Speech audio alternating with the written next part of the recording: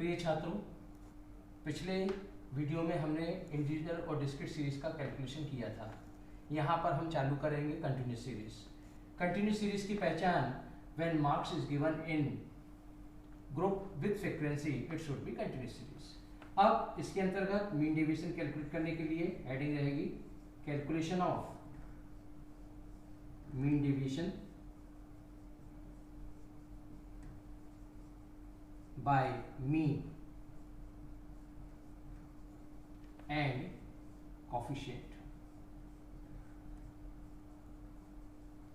Mean calculate करने के लिए सबसे पहले 5 कॉलम वैसे ही बनाए जाएंगे जैसा कि हम मीन में कैलकुलेट करते थे। Marks, frequency, mid value, dx, fdx। अब marks, frequency, mid value, dx, fdx। 0 to 10, 10 to 20, 20 to 30, 30 to 40, 40 to 50। Frequency is given in the question 3, 5, 2, 8, 2. The total will be here n is equal to 20. After that, mid value we should calculate how 0 plus 10 divided by 2. Mid value formula is mid value is equal to L1 plus L2 divided by 2. It should come here 5, 15, 20, 5, 15, 25, 35, 45. dx we should assume here lowest figure is 5. 0, 10, 20, 30, 40. fdx means frequency multiplied by deviation. Second column multiplied by fourth column, so it's come fifth column. 3 multiplied by 0, 0. 5 multiplied by 10, 50. 20 multiplied by 2, 40. 30 multiplied by 8, 240. 40 multiplied by 2, 80. Total should be here sigma f dx is equal to 320 plus 40, 360, 410. After that we should use formula for mean. A is equal to x plus minus sigma f dx upon n. Formula detail as it is लिखेंगे। A का meaning simple arithmetic mean, x is equal to assumed mean, sigma f dx the total of deviation and frequency, और n का meaning है the total of frequency। x हमारा कितना है 5 plus 410 divided by 20 is equal to 5 plus ये आ जाएगा हमारा 20.5, टोटल आ जाएगा 25.5। ये हमारा मीन आ गया। अब मीन के उत्तर को आधार मानकर हम डेविएशन निकालेंगे। तो delta A is equal to 25.5 plus minus ignored, और ये हमेशा थर्ड कॉलम से इसका निकाला जाएगा। कहने का मतलब ये है first column, second column, third column, fourth column, fifth column, sixth column. Sixth column तभी कैलकुलेट होगा जब एक्चुअल मीन में से किसको घटाते चले जाएंगे, मिड वैल्यू को हम घटाते चले जाएंगे। अब मिड वैल्यू को यहाँ पर 25.5 में से 5 गया तो ये आ गया 20.5, ये आ गया 10.5, ये आ गया 0.5, 35 में से घटाएंगे 25 पॉइंट तो ये आ जाएगा 9.5, और ये आ जाएगा 19.5।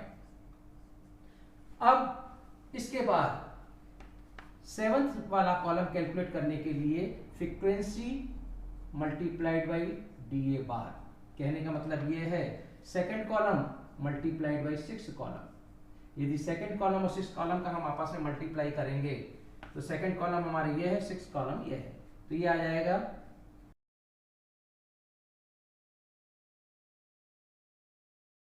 61.5, ये आ जाएगा 52.5, ये आ जाएगा 1, ये आ जाएगा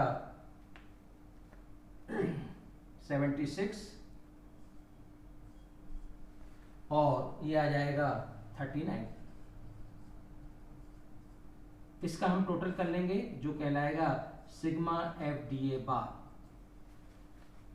39 प्लस 76 तो ये हो गया 75 और 40, 7 4 11,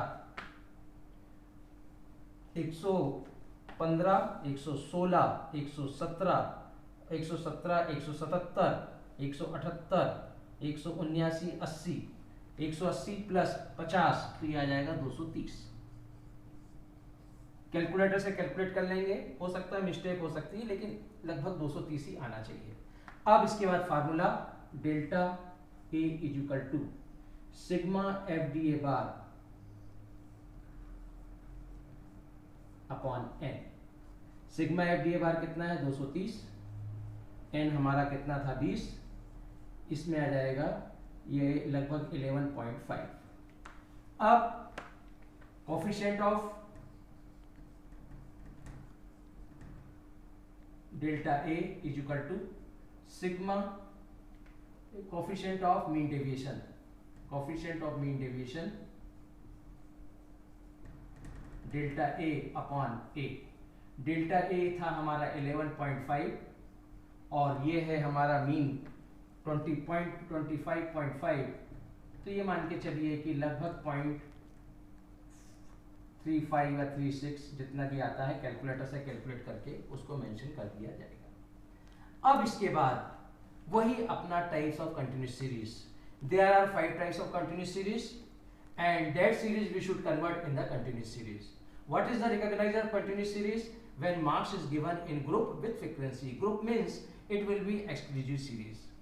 So there are 5 types of continuous series. Number 1, when question is given inclusive series. Inclusive series, in the condition of inclusive series, from every difference we should less half of difference from the item L1, so we should get new L1, and in every L2 we should add 0.5 or difference of half, that will be L2, and frequency we should write as it is. After that we should use all method which we have used in the continuous series. Number 2, when question is given mid value. In the condition of mid value, first we should calculate difference of between item, and that item, half of item we should less from the marks which is given in the question, and less item should be L1, and if we should add, so add item will be L2. This method we should adopt from upper side to lower side, and frequency we should write as it is. After that we should use all method which is used in the continuous series. Number 3, when question is given below. In the condition of below, we should assume, first we should find difference of item, which item is given in the question, that will be L2. From L2 we should less difference, so we can find L1. After that we will see if frequency is given ascending or descending order.